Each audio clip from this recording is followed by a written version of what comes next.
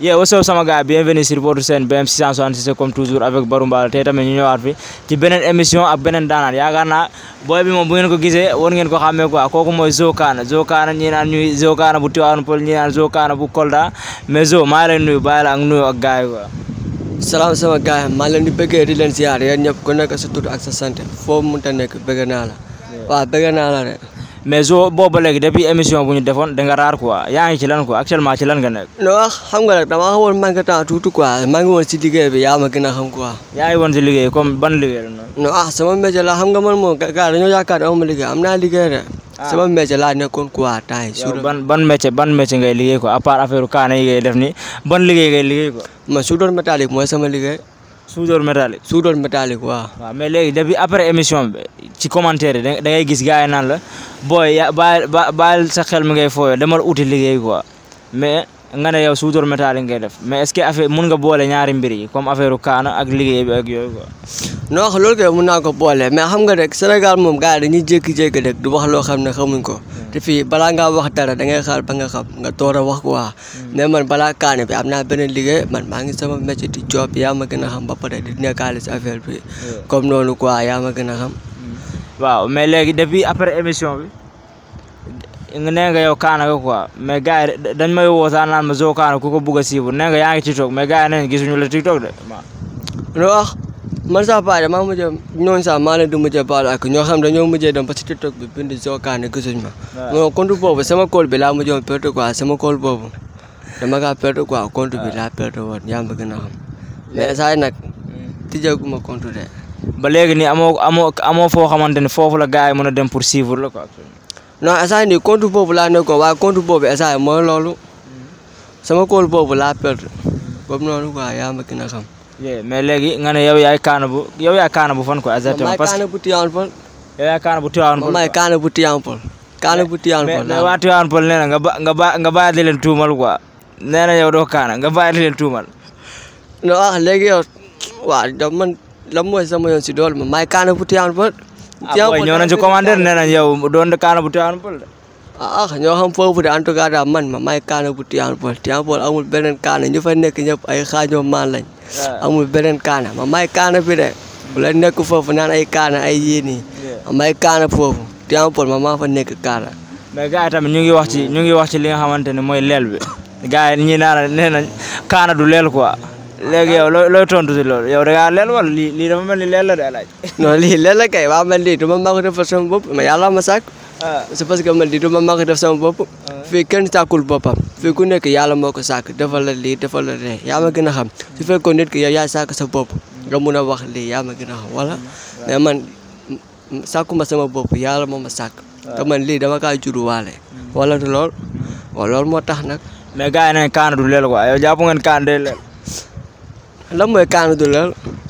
waaw maanaam xoolal léegi yow lan moo tax ñu wax ne kaana du leel. laajal ma leen loolu kaana warul am leel quoi la gars yi wax. kaana warul am leel. waaye kon yow ñooñu ñu ko wax ñooñu xamuñ li ñu wax. est-ce que doo watu ndel rek kon mu nga watu ndel quoi. non déedéet watu ma ndel de affaire bi nii laa koy bàyyee de. waaw nii laa koy bàyyee. ok mais léegi après émission bu ñu defoon yan retour nga am ci émission boobu noonu quoi yan retour nga am quoi. yan retour comme maanaam réaction yan lan nga ci am loo xamante ne lan nga ci gis quoi comme réaction nit ñi retour yi lan la quoi yan retour nga am. non en tout cas daal vidéo bi depuis bu ñu ko defee xam nga démb rek maa ngi ma marché HLM waaye fu ma jaar di gars yi ne ma gars yi gis naa sa vidéo bi nii ak nii am na ñoo xam ne dañ na ma sax affaire bi gëm-gëm la quoi da ngay jàpp di nekk waaye am na ñoo xam dañuy naan di gaañaata xam nga fi moom balaa nga def dara day am ñu bëgg am ñu bañ. yooyu noonu xam nga te am na ñoo xam ne soo gisee ñi nekk fii di wax ci commentaire du leen neex yow de su fekkee da ngaa bëgg am dara affaire yooyu yow doo leen tal sax c'est parce que soo gisee ñuy wax loolu daa am ñoo xam ne soxor moo tax ñuy wax loolu est-ce que comprendre pour yow nga bàyyi loolu rek buñ ci gisee dara rek xam nga rek fi ma loolu moo tax ñu ne xarit du dara àndandoo moom gars yi dañuy gis nga commencé am dañu teg ci tànk loolu moo tax quoi moo tax ne yow tamit soo bëggee am dara affaire yooyu yow doo ko lijjanti quoi. waaw comme lan nga gis ci commentaire loo xamante ni métti na la quoi lan la. non commentaire pourtant dara méttiwu ma fa de. non tey mi nga romb benn commentaire nga gis nit ki parce que ñii ñu ngi saaga ñii ñu ngi naan kii lu muy def nii ku ne di wax quoi lan nga ci gis loolu métti. non xanaa déggoo li ma la wax Fall loolu du dara gars dañuy nekk fii di wax lu leen neex rek ay saaga yi moom bàyyi saaga koo xam ne xamoo ko mais yow kooku sa bopp nga saaga yow kooku saaga woo ko de da nga yaakaar ne saaga ko rek waaye foofu yow te normalement yow ku respecté say parents doo saaga parents jàmbur fii koo fi gis buy saaga parents jàmbur daa fekk ne respecté wul parents am wala te lool wala kon loolu moo tax nag yow affaire yooyu yow doo ko lijjanti ñoon da ngay mel ni gisoon na te am na ñoo xam ne soo gisee ñu wax loolu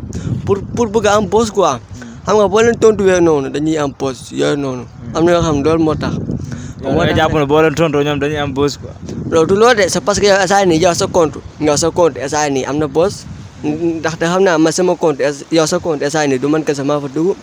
am na ñu bëri ñu fa kii quoi wala du lool kon loolu moo tax ne yow essay nii dañuy bëgg xam na ne yow vidéo bi sa compte la nekk kon léegi yow dañuy bëgg a wax foofu lu ma métti après yow boo leen tontoo waaw mooy loolu ok mais léegi gannaaw ne nga amoo ci loolu métti léegi lan nga ci yan retour nga ci am yoo xamante ni neex na la mooy si commentaire yi mooy si mbedd bi ak yooyu quoi loo xam ne neex na la quoi loo xam ne neex na non c'est parce que rek c'est parce que essay nii ñu bëri xam nañ ma quoi c'est parce que waaw si émission bi maa ngi naan Kaana nga mais kenn xamu la actuellement xam nañ la wala xamuñu la non mais gars yi gis nañ maa xam ne xamoon nañ ma waaye ñu essay moom vidéo bi maanaam bi ñu tourné vidéo ba pare gars yi gis nañ maa xam ne parce que Colobane marché HLM démb xam nga maa ngi fa woon fu ma jàdd gars yi ne ma Kaana gis naa sa vidéo bi Tivaouane Peulh tamit mooy loolu quoi ci biir émission bi yaa ngi doon wax ni benn One Lyrical mun na la gis na ni One Lyrical poste vidéo bi def ko story Instagram quoi loolu tamit bi nga ko gisee lan la def non loolu tamit gis naa ko de waaye affaire yooyu nag bi ma ko gisee laa xam ne mooy loolu quoi affaire gëm-gëm la rek moo tax ma ne nag xaaral ma gën a jàpp quoi kontaanoon nga de